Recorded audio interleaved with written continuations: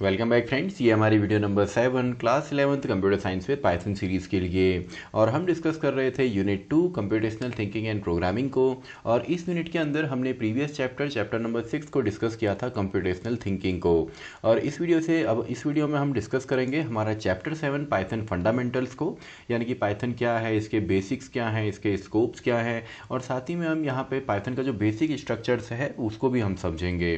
तो इस वीडियो के जो नोट्स हैं ये आपको डिस्क्रिप्शन बॉक्स में मिलेंगे।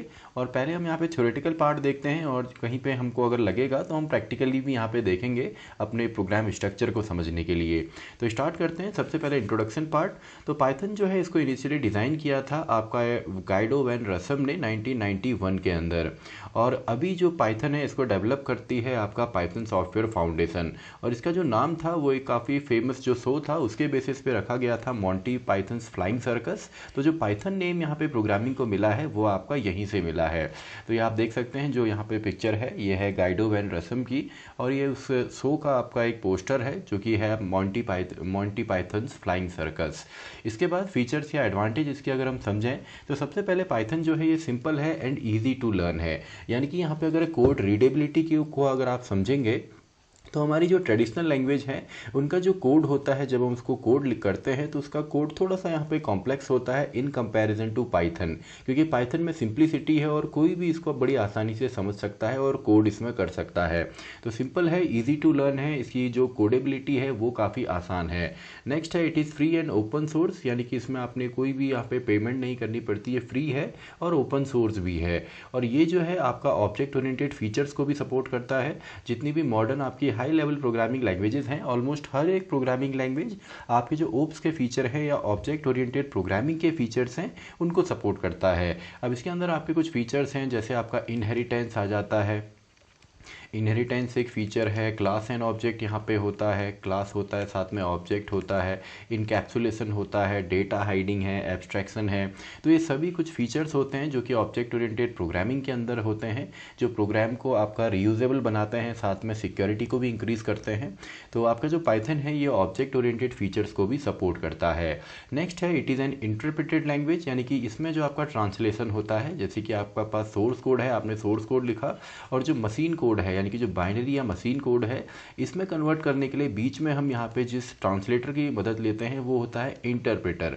तो इंटरप्रेटर क्या करता है, हमने प्रीवियस वीडियो में भी समझा था कि इंटरप्रेटर सबसे पहले तो आपका हाई लेवल लैंग्वेज को लो लेवल में कन्वर्ट करेगा, आपका जैसे कंपाइलर करता है, लेकिन इंटरप्रेटर आपका लाइन बाय लाइन करता है।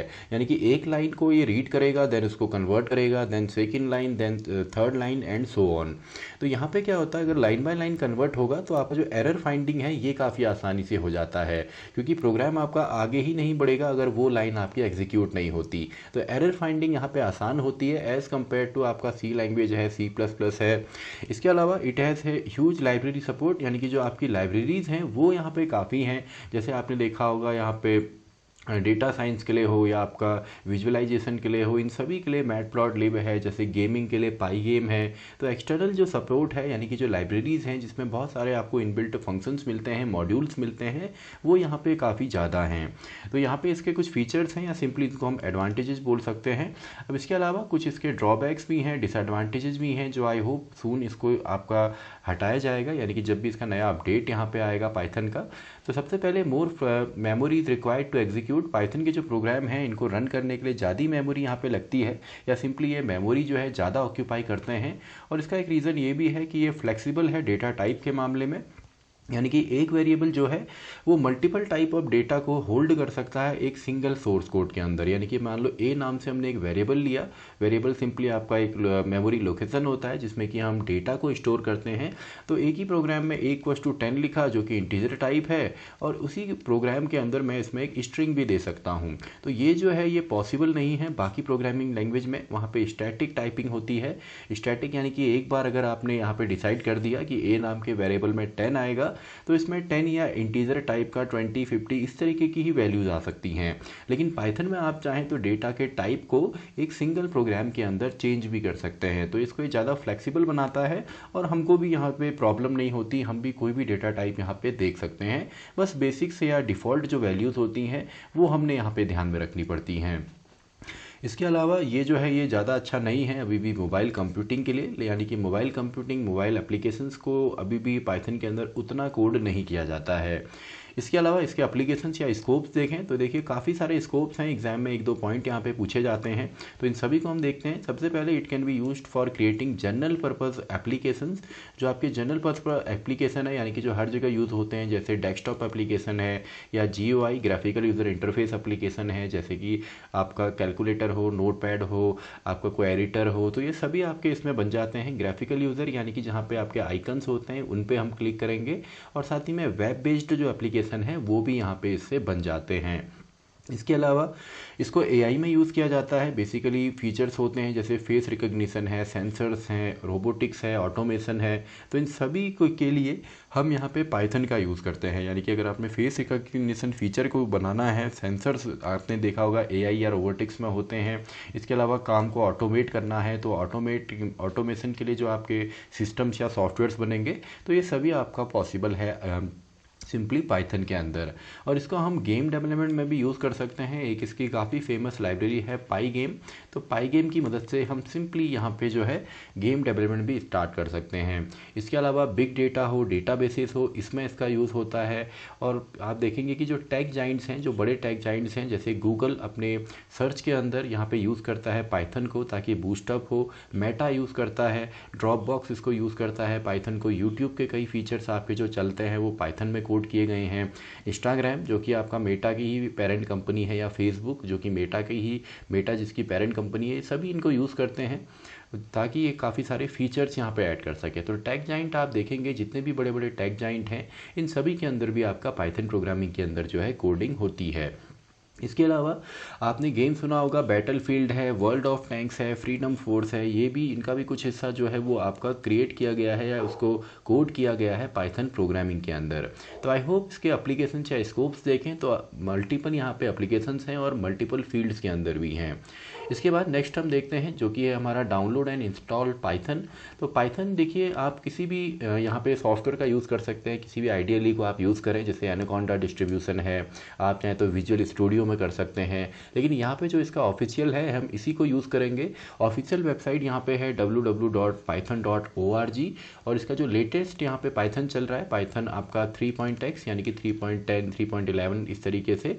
नेक्स्ट अभी जो मेजर डेवलपमेंट होता है तो उसको हम मेन नंबर इंटीजर देते हैं, जैसे 4 अभी शायद आएगा, लेकिन अभी जो पाइथन है वो पाइथन 3 हम लोग यूज़ करते हैं। अब 3.x इसीलिए लिखा हुआ है क्योंकि x में 1 2 3 कोई भी आपका हो सकता है।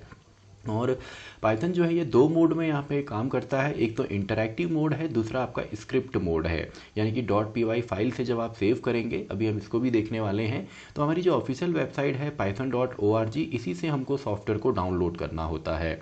तो यहाँ पे देखिए अगर मैं इसको यहाँ पे इस पे मैं जाऊँ python.org पे, तो मेरे को एक यहाँ पे खुलेगा और यहाँ पे हम देख सकते हैं कि कैसे डाउनलोड करना है। तो python.org पे अगर मैं डायरेक्टली यहीं से इसको लिखूँ तो मैं यहाँ पे लिखता हूँ python.org, तो देखिए इसमें जो ऑफिशियल वेबसाइट आएगी वो आपको मिलेगा। ऑलरेडी मैंने इस साइट में विजिट किया हुआ है। तो python.org जो ऑफिशियल वेबसाइट है डाउनलोड, तो देखिए लेटेस्ट डाउनलोड जो आप यहाँ पे है कर सकते हैं विंडोज़ के लिए, लेकिन अगर आपको कोई और चाहिए, यूनिक्स के लिए चाहिए, मैक ओएस अदर के लिए, तो आप इन पे क्लिक करें। या विंडोज़ भी अगर आप लेटेस्ट नहीं करना चाहते तो आप विंडोज़ पे क्लिक करेंगे, एंड विंडोज़ पे देखिए आपको यहाँ पे मिल जाएगा। जैसे यहाँ पे नोट भी आपने पढ़ने हैं, जैसे नोट लिखा हुआ है 3.11.5 can not be used on Windows 7 और अर्लियर, यानी कि विंडोज 7 XP इससे पहले जो विंडोज़ हैं उन पे यूज़ नहीं हो सकता। तो आपने देखना है जो भी आपकी यहाँ पे विंडो है, तो यहाँ पे देखिए जैसे 8.3.8 है ये विंडो XP और उससे पहले यूज़ नहीं होगी, यानी कि विंडो जो 7 है, 8 है, 10 है, 11 है, उनमें इसको यूज़ किया जा सकता है। तो मैंने ऑलरेडी यहाँ पे पाइथन को इंस्टॉल किया हुआ है, तो आप इस पर डायरेक्टली क्लिक करेंगे। जैसे यहाँ पे देखिए 64 बिट एंड 32 बिट है, मैं इस पर क्लिक करता हूँ तो यहाँ पे जो डाउनलोडिंग है ये स्टार्ट हो जाती है। तो ये काफ़ी जल्दी ये डाउनलोड भी हो गया। तो हमारे पास ऑलरेडी है, आप चाहें तो इसको इंस्टॉल जो है कर सकते हैं। तो फिलहाल हम इसको इंस्टॉल नहीं करने वाले। और यहाँ पे 32 बिट और 64 बिट जो दिया हुआ है, इसके लिए आप सीधा माई पीसी में जाइए, इसकी प्रॉपर्टीज़ में आप जाएंगे तो तो आपको यहाँ पे दिख जाएगा कि आपका जो सिस्टम है 64 बिट है या 32 बिट है। जैसे यहाँ पे देखिए हमारा जो है 64 बिट है, तो हम 64 बिट को ही इंस्टॉल करेंगे। तो एक नॉर्मल प्रोग्राम इंस्टॉलेशन की तरह इसको भी हम इंस्टॉल कर सकते हैं और काफ़ी आसान है इसको आपका इंस्टॉल करना। और इसको इसके अंदर हम दो यहाँ पे मोड में काम करते हैं, एक तो इंटरैक्टिव मोड है, एक स्क्रिप्ट मोड है। तो इन दोनों को भी अभी हम समझने वाले हैं। उससे पहले हम बेसिक्स पे आते हैं दोबारा।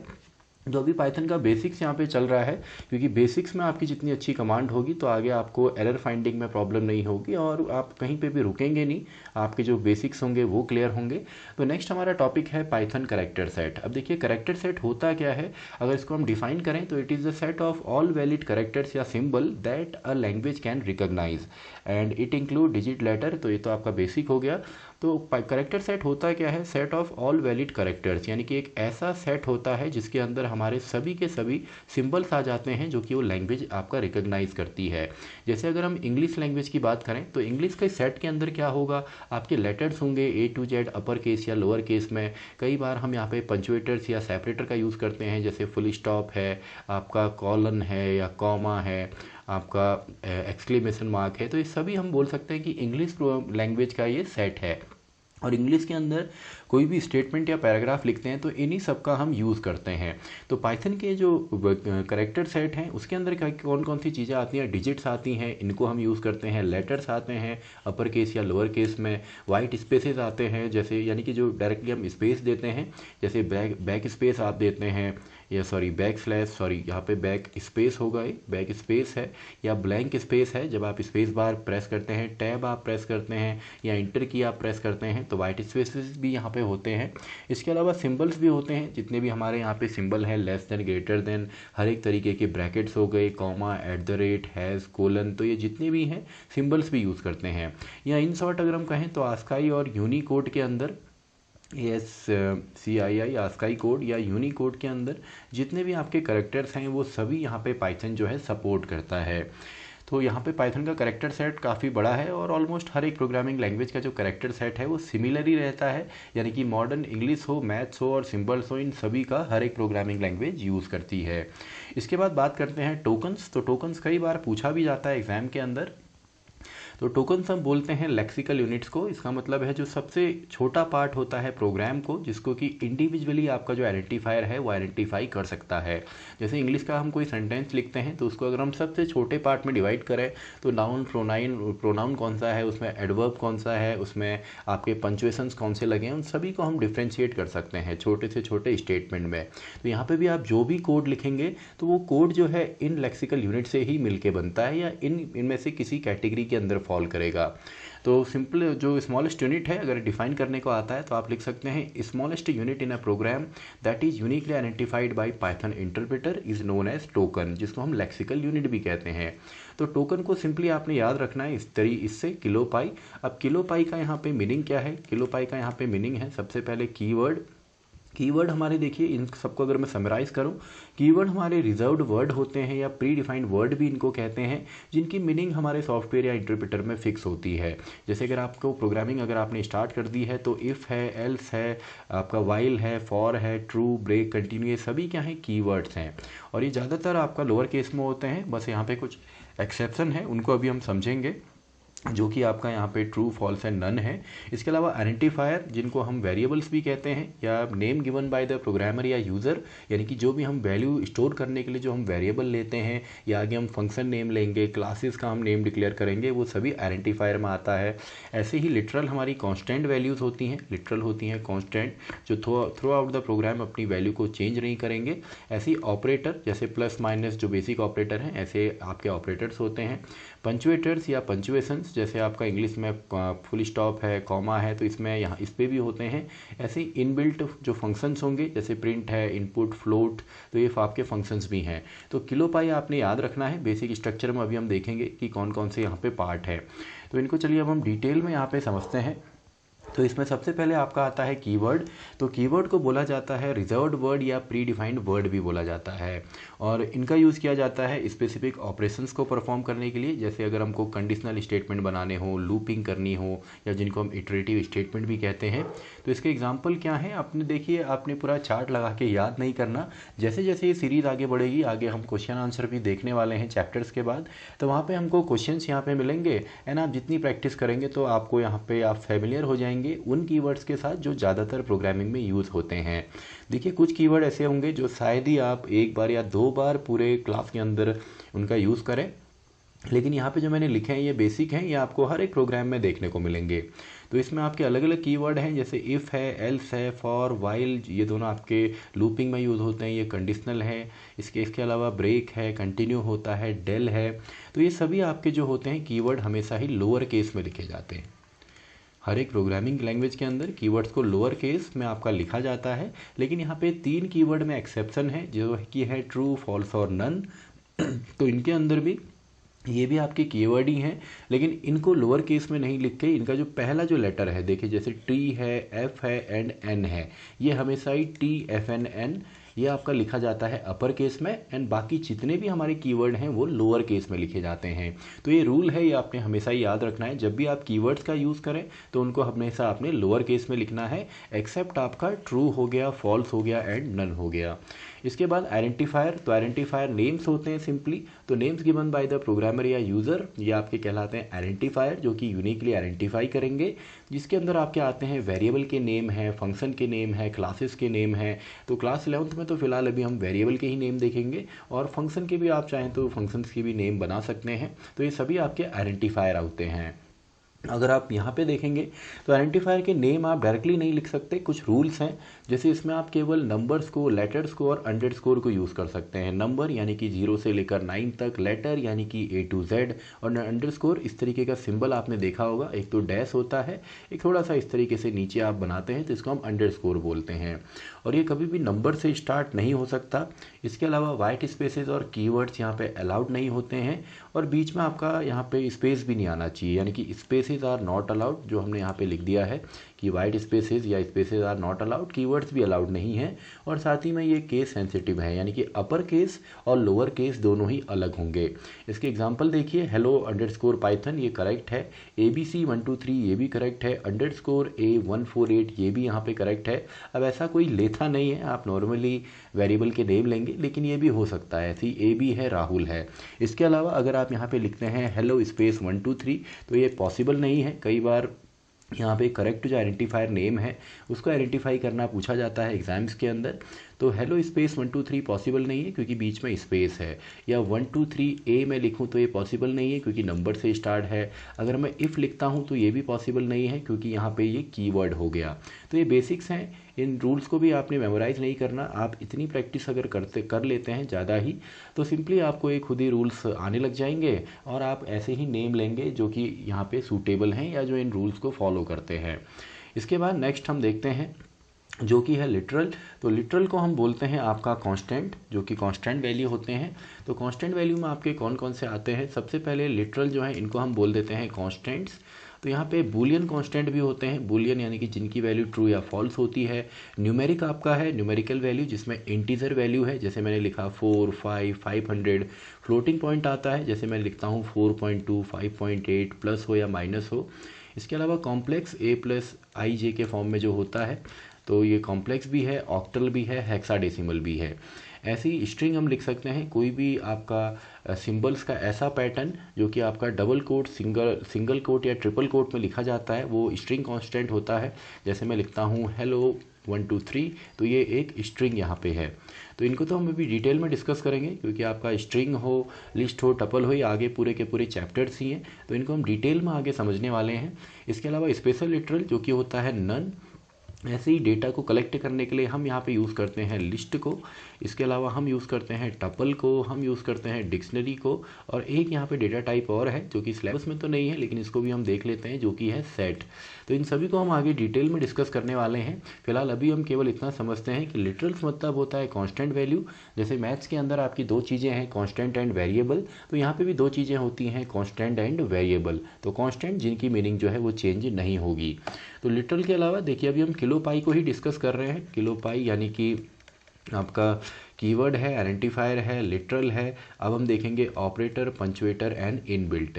अब इसमें जो ऑपरेटर है या जो लिटरल है या डेटा टाइप्स जो हैं, इनको तो हम नेक्स्ट चैप्टर एक अलग से हमने चैप्टर लिया है ऑपरेटर और इनके लिए, ऑपरेटर और जहाँ पे हम पढ़ेंगे आपका डेटा टाइप्स को, तो इनको तो हम डिटेल में पढ़ने वाले हैं। इस चैप्टर में एक पूरा ही ओवरव्यू हम देख रहे हैं। तो ऑपरेटर जो कि परफॉर्म करते हैं ऑपरेशंस वेरिएबल या वैल्यूज़ पे, जिनको हम ऑपरेंड भी कहते हैं। और जैसे एग्जांपल के तौर पे आपका हो गया, जैसे यहाँ पे देखिए तो नेक्स्ट लाइन में आ गया, मैंने लिखा 2 + 5, तो यहाँ पे 2 और 5 जो है इन दोनों को हम ऑपरेंड बोलते हैं, यानी कि जिन पे आपका ऑपरेशन परफॉर्म होने वाला है। तो ऑपरेंड क्या हो सकते हैं, अभी हमने कॉन्स्टेंट वैल्यू लिए, इसके अलावा आप यहाँ पे वेरिएबल भी ले सकते हैं। जैसे x + y मैंने लिखा, तो यहाँ पे ये ऑपरेंड है और यहाँ पे वेरिएबल्स है। और प्लस जो है ये आपका ऑपरेटर है, और स्पेसिफिकली मैं बात करूँ तो ये अर्थमेटिक ऑपरेटर है। तो आई होप आपको ऑपरेटर समझ में आया होगा। तो ऑपरेटर कौन कौन से होते हैं अभी बेसिक हम देखते हैं, नेक्स्ट वीडियो में तो हमने डिटेल में और प्रैक्टिकली हम देखेंगे। तो असाइनमेंट ऑपरेटर जो कि एक वैल्यू को असाइन करता है, जैसे मैंने a = 2 लिखा, तो 2 जो यहाँ पे राइट हैंड साइड में वैल्यू है, इसको मैंने असाइन कर दिया a में।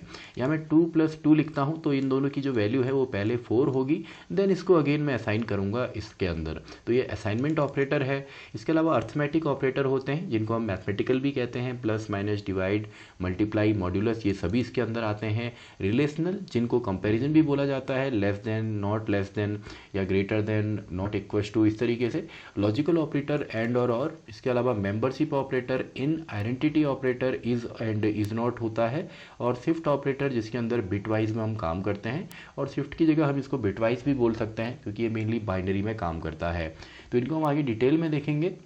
और ऑपरेटर जो है इनको हम यूनरी एंड बाइनरी के फॉर्म में भी यहाँ पे यूज़ कर सकते हैं।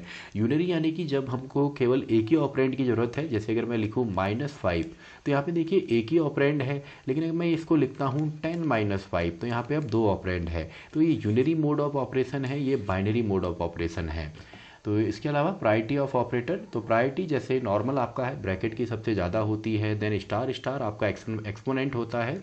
यानी कि अगर मैं लिखता हूँ 2 की पावर 2 अगर मुझे सॉल्व करना है, तो इसके लिए मैं पाइथन में लिखूंगा 2 * 2, तो डबल स्टार होता है एक्सपोनेंट, तो इसकी प्रायोरिटी ज़्यादा है।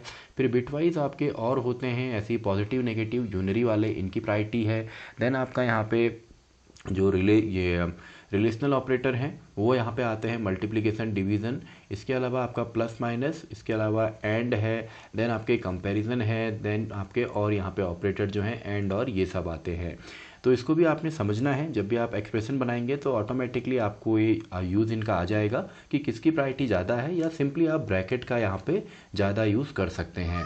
तो अब हम बात करते हैं पंचुएटर्स की। तो पंचुएटर क्या होते हैं, इनको सेपरेटर भी बोला जाता है, और ये पाइथन के स्ट्रक्चर को कंप्लीट करने में हेल्प करते हैं। जैसे इंग्लिश के अंदर आपने देखा होगा फुल स्टॉप है, कॉमा है, कोलन है, तो इनको हम यूज़ करते हैं। जैसे सेंटेंस को बनाने के लिए, टर्मिनेट करने के लिए हम फुल स्टॉप लगाते हैं, वैसे ही यहाँ पे भी आपके कोलन है, कॉमा है, हैज़ है, इनका हम लोग यूज़ करते हैं। तो ये आपका पंचुएटर है किलो पाई का जो नेक्स्ट यहाँ पे एलिमेंट है।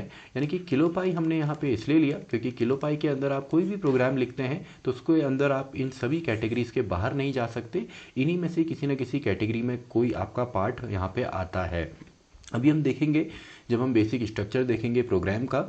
नेक्स्ट है हमारा इनबिल्ट फंक्शंस, यानी कि जो पहले से पाइथन की स्टैंडर्ड लाइब्रेरी के अंदर होते हैं। तो यहाँ पे सबसे पहले हम बेसिक को देखेंगे, वैसे फंक्शंस तो काफ़ी होते हैं। जैसे प्रिंट फंक्शन है, तो स्टैंडर्ड जो आपका यहाँ पे मॉनिटर है या स्क्रीन है उस पर ये आउटपुट देता है, और इसमें जो होगा एक प्रिंट नाम से फंक्शन हमारा होता है। इस तरीके से हम प्रिंट लिखते हैं, जो भी आप इसके अंदर लिखेंगे वो सीधा आपका यहाँ पे प्रिंट होगा। तो यहाँ पे ईच ऑब्जेक्ट या हर एक डेटा जो इसमें हम आर्ग्यूमेंट देंगे उसको हम कॉमा से सेपरेट करते हैं। अभी इसको हम प्रैक्टिकली देखेंगे।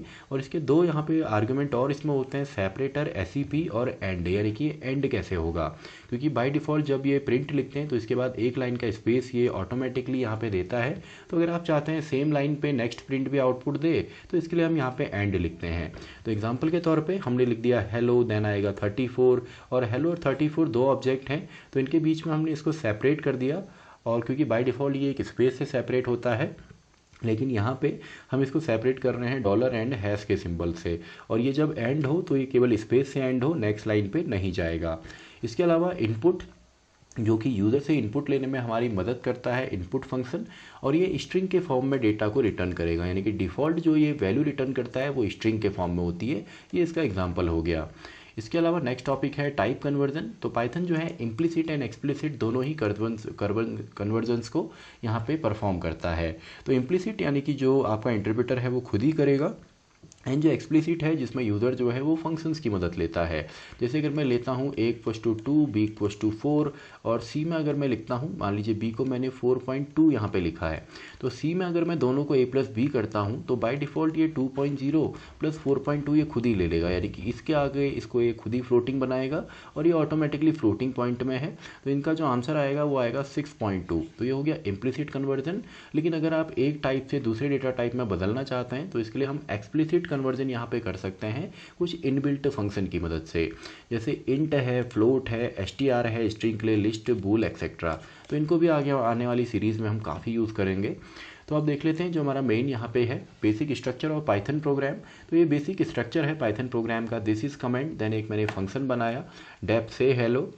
देखिए अगर आपको ये कोड अभी समझ में नहीं भी आ रहा है तो ये केवल इंट्रोडक्शन है, यानी कि ओवरऑल जो आपने पढ़ना है साल भर उसके लिए ये है। तो इसका केवल हम बेसिक्स यहाँ पे समझ रहे हैं। तो देन हमने एक फंक्शन बनाया से हेलो। से आपका फंक्शन सिंपली एक नेम होता है जिसका हम कॉल करते हैं, तो उसके अंदर जो ये स्टेटमेंट है वो एग्जीक्यूट होंगे। Then a = 2, b = 5, c = a + 5 हमने कर दिया, और अगर c जो है इसकी वैल्यू 5 से ज़्यादा होती है तो प्रिंट हो जाए आपका मोर देन 5, और लास्ट में से हाई करके हमने इस फंक्शन को कॉल भी किया है। तो फंक्शन आपको ये यूज़र डिफाइंड फंक्शन है, 11th में तो नहीं मिलेगा लेकिन क्लास 12th में इसको आप देखेंगे। तो सबसे पहले इनमें देखिए कौन कौन सी चीज़ें हैं। सबसे पहले कमेंट है। तो कमेंट हमेशा हैश सिंबल से स्टार्ट होता है और ये डॉक्यूमेंट के लिए यूज़ होता है, एक्सप्लेन करने के लिए लॉजिक को, और इंटरप्रेटर इसको जो है वो इग्नोर करता है। यानी कि अगर आप काफ़ी बड़ा कोड लिखते हैं या पूरी की पूरी टीम आपकी मिलके किसी प्रोजेक्ट पे काम कर रही है तो वहाँ पे हर एक लॉजिक को एक्सप्लेन करना होता है ताकि सामने वाला आपका जो कलीग है वो भी समझे। तो इसके लिए हम कमेंट का यूज़ करते हैं, हम कमेंट लिखते हैं ताकि मोर रीडेबिलिटी बढ़े, लॉजिक को हम अच्छे से एक्सप्लेन करें, इसके लिए हम कमेंट लिखते हैं।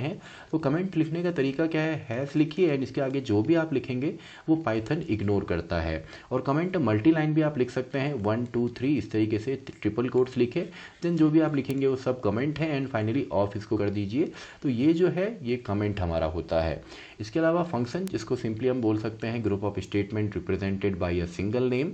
एक्सप्रेशन जो कि होता है combination of operator, variable and constant. जैसे अगर मैं लिखता हूँ a = 2 + 4 × 3, तो यहाँ पे देखिए इसके अंदर आपका वेरिएबल भी है, आपका यहाँ पे कांस्टेंट भी है, ऑपरेटर्स भी हैं। तो इसको हम बोल सकते हैं कि सिंपली एक एक्सप्रेशन है। इसके अलावा स्टेटमेंट क्या होते हैं, set of instruction and block and indentation. ये काफ़ी इंपॉर्टेंट है क्योंकि पाइथन के अंदर जब भी आप कोलन लिखते हैं, देखिए हमने यहाँ पे कोलन लिखा तो इसके अंदर जो है ये ऑटोमेटिकली थोड़ा राइट में शिफ्ट होता है, और ये जो दो स्टेटमेंट हैं ये इस स्टेटमेंट पे डिपेंडेंट हैं, यानी कि एक ब्लॉक बना दिया हमने स्टेटमेंट का। ऐसे ही यहाँ पे आप देखेंगे अगेन हमने कोलन जैसे ही लगाएंगे, हम अभी प्रोग्राम देखेंगे इसका, इंटर प्रेस करेंगे तो ये खुद ही इंटेंड में आता है। ये हम बनाते हैं जब हम ये दिखाना चाहते हैं कि ये जो स्टेटमेंट्स है जो कि आपका थोड़ा सा इंटेंड में है, ये डिपेंड करते हैं इस वाले स्टेटमेंट या इस वाली कंडीशन पे। तो इसी को हम बोलते हैं ब्लॉक एंड इंटेंड। बाकी ट्रेडिशनल लैंग्वेज में इसके लिए हम जो ब्रैकेट हैं, करली ब्रेसेस, इनका यूज़ करते थे, इनके बीच में हमारा कोड आता था। लेकिन यहाँ पे ऐसा कुछ भी नहीं है, सिंपली आप कोलन लिखें, एंटर प्रेस करेंगे तो ये खुद ही इंटेंड में आएगा, और जितना भी इंटेंड में आपने लिखा है वो सभी आपका यहाँ पे ब्लॉक के अंदर आता है। और जैसे ही आप बैक स्पेस दबा के इंटेंड से बाहर आएंगे तो ऑटोमेटिकली ये क्लोज भी हो जाएगा। तो यहाँ पे हम यूज़ करते हैं कोलन को, आपने ये ध्यान देना है। जैसे यहाँ पे कोलन है, यहाँ पे कोलन है। तो अब हम बात करते हैं वेरिएबल्स की। तो वेरिएबल क्या होते हैं? किसी भी प्रोग्रामिंग लैंग्वेज के अंदर मेमोरी आर द नेम्स और memory location use to store data values, यानी कि कंप्यूटर के अंदर मेमोरी होती है तो उसमें डेटा को स्टोर करने के लिए, किसी भी टाइप का डेटा स्टोर हो, डेटा हो, उसको स्टोर करने के लिए हम वेरिएबल का यूज़ करते हैं, जो कि आइडेंटिफायर है। तो इसको डिक्लेयर करने के लिए जितने भी हमने रूल्स अभी पढ़े थे वो सभी यूज़ होंगे। तो क्रिएटिंग अ वेरिएबल, पाइथन में वेरिएबल किस तरीके से क्रिएट किया जाता है या डिज़ाइन किया जाता है? तो पाइथन के अंदर हम कोई भी वेरिएबल अगर डिक्लेयर करना है तो उसमें हमने कोई ना कोई डेटा वैल्यू देनी पड़ती है। ये काफ़ी इंपॉर्टेंट है। जैसे मैं कहूँ कि मैं एक वेरिएबल बना रहा हूँ, वेरिएबल यानी कि खाली बॉक्स जिसमें कि वैल्यू स्टोर करेंगे, तो ऐसे आप डायरेक्टली ए लिखेंगे तो नहीं होगा, आपने कोई वैल्यू इसमें देनी पड़ेगी। भले आप 10 दें या आप इसमें 100 दें या सिंपली आप इसमें हेलो लिख दें या सिंपली आप इसमें लिस्ट बनाएं, तो आपने कोई ना कोई वैल्यू यहाँ पे देनी पड़ती है। और साथ ही में जब आप वैल्यू अगर नहीं देना चाहते तो सिंपली आपको नन यहाँ पे लिखना पड़ेगा, यानी कि आपने नन लिखना पड़ेगा और ना आपको कोई वैल्यू यहाँ पे देनी पड़ेगी। जैसे यहाँ पे देखिए a=10, ए नाम के वेरिएबल में हमने 10 डाला। ऐसे ही XYZ नाम के वेरिएबल में हमने करंट जो स्ट्रिंग है इसको असाइन किया, और एक p नाम के वेरिएबल में हमने एक लिस्ट यहाँ पे ली है। तो पाइथन वेरिएबल फ्लेक्सिबल होते हैं नेचर में और ये होल्ड कर सकते हैं मल्टीपल टाइप ऑफ वैल्यू एक ही सिंगल सोर्स कोड में, और ये मल्टीपल वैल्यू असाइनमेंट को भी सपोर्ट करता है। जैसे मैंने लिखा a=b=c=d और 100, यानी कि मैंने 4 वेरिएबल लिए a b c d और सभी में मैंने 100 वैल्यू जो है स्टोर कर दी है। अब यहाँ पे आप ऐसा नहीं करेंगे, इक्वस टू आपका यहाँ पे डी एफ ले लेते हैं, चलिए =500, तो 500 तो इसमें असाइन हो जाएगा, लेकिन डी एफ जो है ये 100 में असाइन नहीं होगा, तो ये पॉसिबल नहीं है। तो जब भी आपने मल्टीपल वेरिएबल में सेम वैल्यू असाइन करनी होती है तो इस तरीके से आप कर सकते हैं।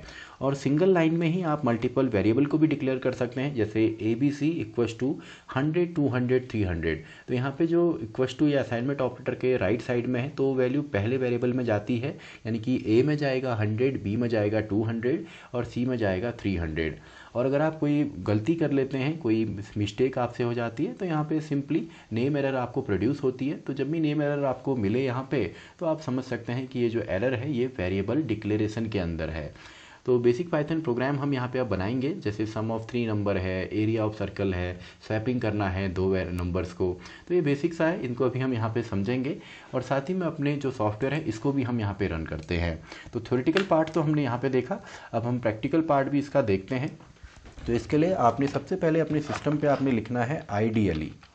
तो यहाँ पे देखिए मैं आइडियली लिखता हूँ। तो आइडियली जैसे आप लिखेंगे इस तरीके का आपको सॉफ्टवेयर मिलेगा। तो जैसे आप आइडियली को ओपन करते हैं, हमारा इंटीग्रेटेड डेवलपमेंट इन्वायरमेंट, तो अभी हमने डिस्कस किया था कि पाइथन के अंदर आपके 2 मोड होते हैं, स्क्रिप्ट मोड और इंटरैक्टिव मोड। तो देखिए अभी जो ओपन हुआ है ये डायरेक्टली आपका इंटरैक्टिव मोड है, जिसमें इस तरीके के 3 सिंबल आपके बने हैं। तो इसमें अगर आप प्रिंट करते हैं कोई भी चीज़, अगर मैं लिखता हूँ, जैसे मैंने लिख दिया हेलो, तो जैसे ही मैं एंटर प्रेस करूँगा देखिए यहीं पर आपको रिजल्ट मिल गया, यानी कि डायरेक्टली अगर आप लाइन बाय लाइन कोडिंग करेंगे तो ये मेथड है। इसके अलावा अगर आपको स्क्रिप्ट मोड बनाना है तो सिंपली आप फाइल में क्लिक करें या सिंपली आप Ctrl+N प्रेस करें तो आप एक नई फाइल बनाएंगे। देखिए अब ये स्क्रिप्ट मोड है, तो इसको फाइल को हमको पहले तो इसको मैं मैक्सिमाइज़ कर लेता हूँ।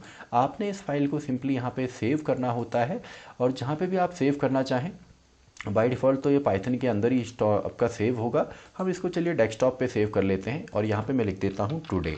तो टुडे मैंने लिखा, सेव कीजिए, तो ये खुद ही आपका देखिए today.py नाम से सेव हो गई। तो ये स्क्रिप्ट मोड है, जैसे स्क्रिप्ट आपकी पूरी एक ही बार में हम लिखते हैं, तो यहाँ पे भी आपका जो कोड है वो पूरा आप एक ही बार में लिखेंगे, देन उसको सिंपली आप एग्जीक्यूट करेंगे। तो यहाँ पे हम देख लेते हैं, हमारा पहला ये प्रोग्राम है, तो #this is our, जो कि मैं कमेंट लिख रहा हूँ तो ये इग्नोर होगा। This is our first program in Python language में लिख देता हूँ, तो ये इग्नोर यहाँ पे किया जाएगा। तो यहाँ पे बेसिक से प्रोग्राम बना लेते हैं। चलिए सम ऑफ 2 नंबर, तो मैं लिखता हूँ A = हमारे पास है 10, B = हमारे पास है, मान लीजिए इसको ले लेते हैं 100, एंड C = A+B। तो काफ़ी बेसिक मैं यहाँ पे ले रहा हूँ, एंड देन मैं प्रिंट कर देता हूँ यहाँ पे। तो यहाँ पे सम इज़, जो सम है ये पहला ऑब्जेक्ट हमने लिया जो कि स्ट्रिंग है, एज इट इज़ आएगा, एंड कॉमा के बाद हम दे देते हैं C, यानी कि C को हमने प्रिंट करना है।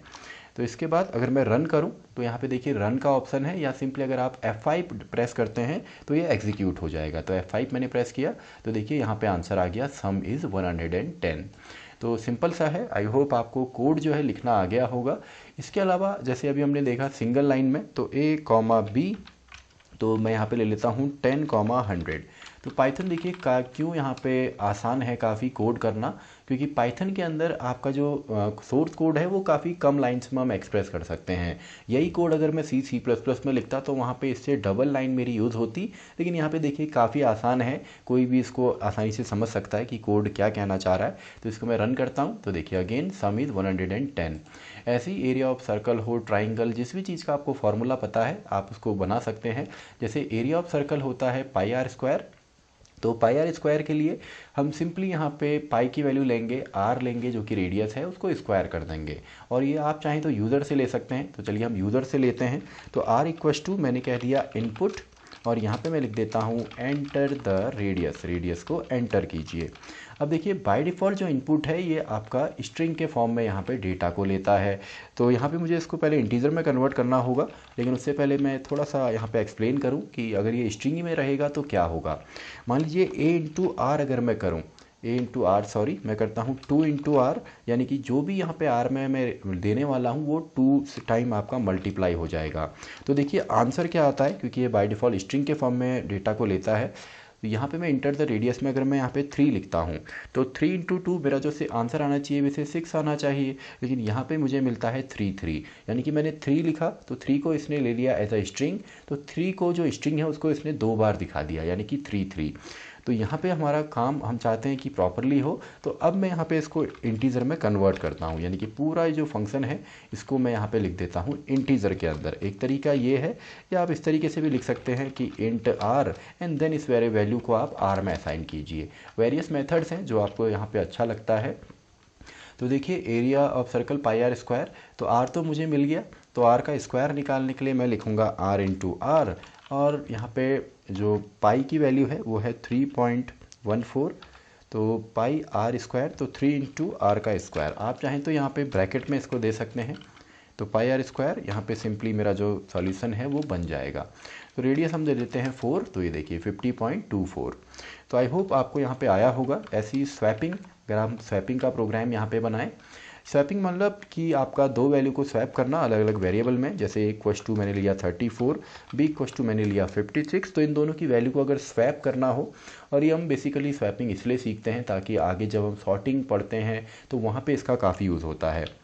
तो एक तरीका तो ये है, मैं यहाँ पे लिखूँ A comma B equals to आपका B कॉमा A, जो कि सबसे सिंपल मेथड है पाइथन के अंदर।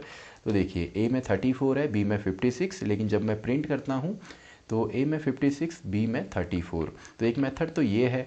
दूसरा मेथड यहाँ पे होता है जब हम थर्ड वेरिएबल लेते हैं, यानी कि C इक्वस टू, C में हमने A को असाइन कर दिया, ऐसे ही हमने यहाँ पे A में जो है B को असाइन किया, एंड B में हमने यहाँ पे C को असाइन कर दिया। तो अब हम देखते हैं 34 और 56 की जगह 56 एंड 34। तो लॉजिक को भी इसके समझना काफ़ी आसान है। तो अगर आप लॉजिक को समझें तो देखिए सिंपल सा है। हमने यहाँ पे 3 वेरिएबल लिए थे, जैसे A इक्वस टू मान लीजिए मैंने 5 लिया, B इक्वस टू मैंने 7 ले लिया। तो पहले मैंने क्या किया, A के अंदर मेरा 5 है और B नाम के बॉक्स के अंदर मेरा यहाँ पे 7 है, तो मैंने एक C नाम का खाली बॉक्स लिया एंड इसमें मैंने A को असाइन कर दिया। तभी मैंने पहले मैं लिखा था कि C इक्वस टू A, तो 5 आ गया यहाँ पे। अब चाहूँ तो इस वैल्यू को मैं ओवरराइड भी कर सकता हूँ, तो B को मैंने असाइन कर दिया इसमें, तो वैल्यू आ गई 7, यानी कि A में मैंने असाइन किया था B को। अब B में हमारा 7 है, लेकिन चाहें तो ओवरराइट करें, तो C को वापस हमने खाली कर दिया था इसके अंदर, यानी कि हमने यहाँ पे लिख दिया था B इक्वस टू C। तो यही हमारा लॉजिक था जो हमने यूज़ किया है। और इसके अलावा आप चाहें तो थर्ड लॉजिक भी यूज़ कर सकते हैं, जो कि आपका ऑपरेटर्स का होता है। तो इस तरीके से बेसिक प्रोग्राम आप जितना चाहें प्रैक्टिस कर सकते हैं। तो यहाँ पे मैं लिखता हूँ A equals to A plus B, तो A प्लस बी यहाँ पे जो वैल्यू बनेगी, इसको अगर मैं कमेंट में लिखूँ तो A की जो एक्चुअल अब वैल्यू बन गई है वो बन गई है 3 + 5 आपका 8, एंड B में जो है वो अभी भी हमारा यहाँ पे 5 है। ऐसे ही नेक्स्ट में यहाँ पे लिखता हूँ A माइनस बी, तो अगर मैं A माइनस करूँ यानी कि 8 में से 5 को माइनस करूँ, आंसर कितना आएगा 3, और 3 मुझे किस में असाइन करना है, 3 असाइन करना है B में, तो यहाँ पे मैं लिख देता हूँ B। तो सिंपल सा है। तो A के अंदर अभी भी जो वैल्यू है वो मेरी 8 है, लेकिन जो B में मेरी वैल्यू हो गई है वो हो गई है 3। तो B में तो वैल्यू आ गई, तो अगेन अभी भी अगर मैं A माइनस बी करूँ, सॉरी a माइनस बी अगर मैं यहाँ पे करूँ तो a माइनस बी अभी मेरा आएगा 5 और उसको मुझे असाइन करना है सिंपली a में। तो आप चाहें तो ऑपरेटर की मदद से भी स्वैपिंग कर सकते हैं। तो देखिए वैल्यू जो है वो 3 5 की जगह सिंपली हमको 5 3 मिली है। तो आई होप आपको समझ में आया होगा। काफ़ी बेसिक सा चैप्टर है और काफ़ी इंपॉर्टेंट भी है, क्योंकि इसी के अंदर हमारे जितने भी बेसिक प्रॉपर्टीज़ हैं पाइथन की, इसके जो स्कोप्स हैं, जो स्ट्रक्चर है, किलो पाई का कॉन्सेप्ट है, वो सभी हमने इसी में समझा है। तो इसी के साथ हमारी ये वीडियो भी ख़त्म होती है और हमारा चैप्टर भी ख़त्म होता है, चैप्टर 7 पाइथन फंडामेंटल।